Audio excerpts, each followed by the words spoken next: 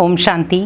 आज हम धन कमाने में इतना बिजी हो गए हैं, लेकिन कहीं ना कहीं आज आप अपने आप से बात करें कि हम जो भी धन कमा रहे हैं, क्या उस धन से हमारे घर में खुशियाँ आ रही हैं, धन बरकत वाला हो रहा है।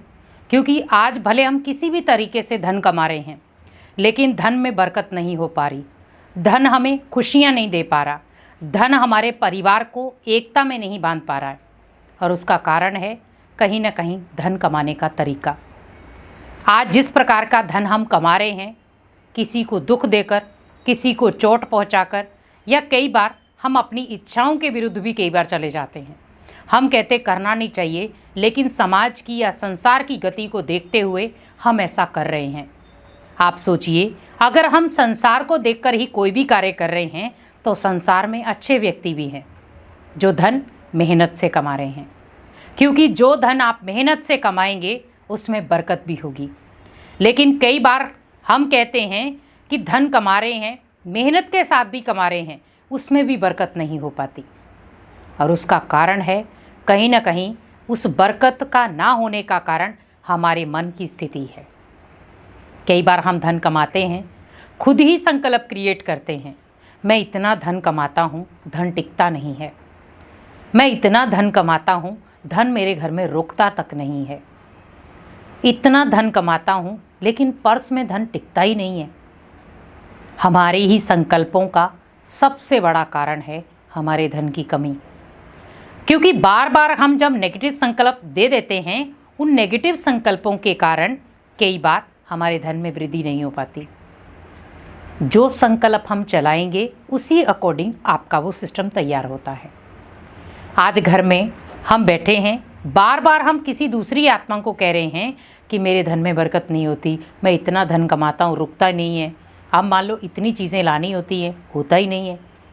आप ये सोचिए कि जब आपने घर के अंदर भी वही संकल्प दिए, मन के अंदर भी वही संकल्प दोहराए, आप अपने कमरे में गए वहाँ पर भी वही संकल्प, बिजनेस में गए वहीं भी वही संकल्प, तो आप सोचिए धन कैसा आएगा, बरकत वाला होगा या नहीं। तो आज से और अभी से आप ये ध्यान रखें, अगर आपको धन में बरकत लानी है तो संकल्पों की चेकिंग ज़रूर करें। क्योंकि अगर आप संकल्पों की चेकिंग करना शुरू हो जाएंगे, धन में बरकत होना शुरू हो जाएगी। क्योंकि हमारे ही कई बार संकल्पों के कारण हमारे धन में बरकत नहीं हो पाती। संकल्प चेंज, वातावरण, चीज़ें चेंज हो जाती हैं। अब से आपको ध्यान रखना है कि आपको जो भी संकल्प करना है, धन कमाने से लेकर धन को यूज़ करने तक, धन को समेटने तक, वो टोटली आपकी पॉजिटिव होनी चाहिए। धन कमा रहे हैं तो आप सोचिए, भले मैं ज़्यादा धन कमाऊं या थोड़ा धन कमाऊं, लेकिन इसमें बहुत बरकत है। जैसे पहले के लोग, अभी भी कई ऐसे लोग हैं जो अभी भी दान पुण्य करते हैं कि अपनी तनख्वाह में से 10वां हिस्सा भगवान के लिए निकालते, तो उनके धन में बरकत रहती है। क्योंकि जब वो पहला हिस्सा भगवान को दे देते हैं, तो जो 9वां हिस्सा उनके पास 9 हिस्से बच गए हैं, उनका वो वेस्ट नहीं जाता। लेकिन आज हम क्या करते हैं, जैसे हमारे पास धन आता है, हम कहते हैं प्रॉपर टोटली घर के जो भी खर्चे हैं वो सारे ख़त्म कर दो। हमें बिजली वाले को देना वो दे दो, दूध वाले को देना वो दे दो, राशन वाले को देना वो दे दो, अपनी इच्छाएं हैं वो पूर्ण कर लो, बच जाएगा तो दे देंगे। आप सोचिए, जिसने आपको धन दिया, आप उसी को देने में संकोच कर रहे हैं। भगवान को जब हम धन देते हैं तो भगवान हमारा धन लेता नहीं है, वो हमारे धन में बरकत करता है। जब भी आप भगवान को धन देते हैं, भले हम करोड़ों दे, लाखों दे, हज़ारों दे या 100 दे, उसमें वो आपको बरकत ही देगा। क्योंकि भगवान धन लेकर करेगा क्या। आज देखो, मंदिर हैं, गुरुद्वारे हैं, चर्च हैं, बहुत सारे लोगों ने इकट्ठा करके उसको बनाया है, तो क्या वहाँ पर अकेला भगवान ही रह रहा है? वहाँ पर हम सब जाकर भगवान से मिलते हैं। तो आप सोचिए, ओनली जो भगवान के स्थान बने हैं, भले वो पब्लिक ने बनाए हैं धन के साथ, लेकिन उसमें बहुत सारी आत्माएं शक्ति ले रही हैं, बहुत सारी आत्माएं भगवान से मिल रही हैं, बहुत सारी आत्माएं भगवान से वाइब्रेशन ले रही हैं। तो आप सोचिए, वो जब इतने सारे वो वाइब्रेशन ले रही हैं, तो अगर किसी ने उस घर को बनाया है धन के साथ, तो उसे कितनी दुआएं मिल रही होंगी। तो हम बार बार उनको दुआएं देते हैं, देखो उसने इतना अच्छा ये मंदिर बनाया, आज जा कर के कितने लोग, करोड़ों लोग जा कर के उसका दर्शन कर रहे हैं। तो लगाया तो धन ही है ना। कोई ये तो है नहीं कि बाहर से ईंटें, ऊपर से ईंटें आ गई हों, भगवान ने ईंटें बेच दी हों, बजरी बेच दी हो, नहीं। बनाने वाले इंसान थे और बनवाने वाले भी इंसान थे, लेकिन बनाया किसका घर? भगवान का। तो उस धन में बरकत होती है। इसीलिए हमेशा याद रखना कि जब आप भगवान को धन देते हैं तो वो धन आप भगवान को नहीं दे रहे, आप अपने धन में बरकत कर रहे हैं।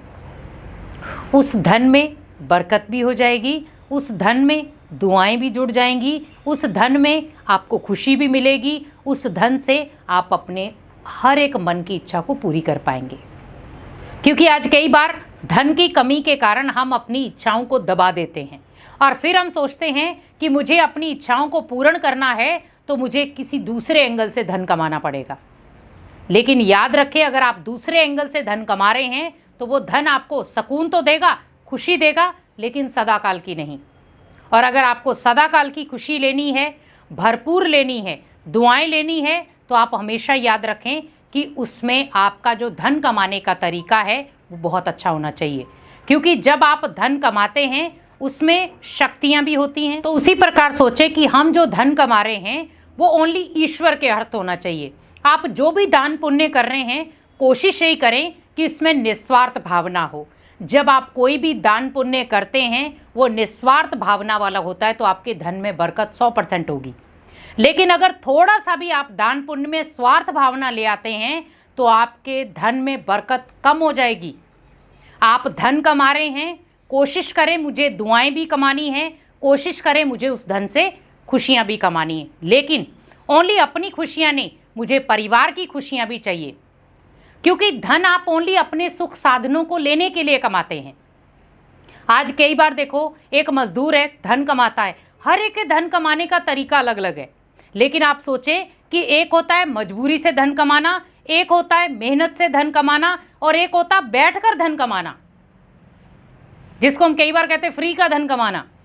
लेकिन जो फ्री का धन कमा रहे हैं वो ज़्यादातर नशे पत्तों में उड़ाते हैं, क्योंकि उन्हें पता है कि मेरे पास बहुत सारा धन है, कहाँ लगाऊं। जो मेहनत से कमाता है वो अपनी पाई पाई को इस तरीके से सफल करता है कि मेरा एक भी पैसा वेस्ट नहीं होना चाहिए। और दूसरी बात यह है कि आपको इस धन के साथ साथ अपने परिवार की खुशियां जोड़नी है, अपने परिवार को खुशनुमा बनाना है। क्योंकि आप सभी की इच्छाएं तब पूरी कर सकते हो जब आप अपने परिवार को खुशियां दे पाएं, परिवार में उस धन की जगह पर बरकत दे पाएं। कोशिश करें, अगर आपको धन में बरकत चाहिए तो आप अपने धन को पहले ईश्वर अर्थ लगाएं। जब आप ईश्वर अर्थ लगाएंगे तो आपके धन में बरकत होगी, परिवार में खुशियां आएंगी, लोगों से दुआएं मिलेंगी, और आप जब किसी को दान पुण्य करेंगे तो उसमें भी आपको ट्रिपल फल मिलेगा। क्योंकि निस्वार्थ भाव से किया गया दान पुण्य आपके जीवन में बरकत का काम करता है, भले वो दुआओं की बरकत हो, भले वो धन की बरकत हो। क्योंकि जीवन में आज धन कमा रहे हैं, खुशियां कमाना सीखो, धन कमाना सीखो, लेकिन मेहनत के साथ। आप कोई भी चीज़ करते हो मेहनत के साथ करेंगे तो उसका फल भी आपको बहुत अच्छा मिलेगा।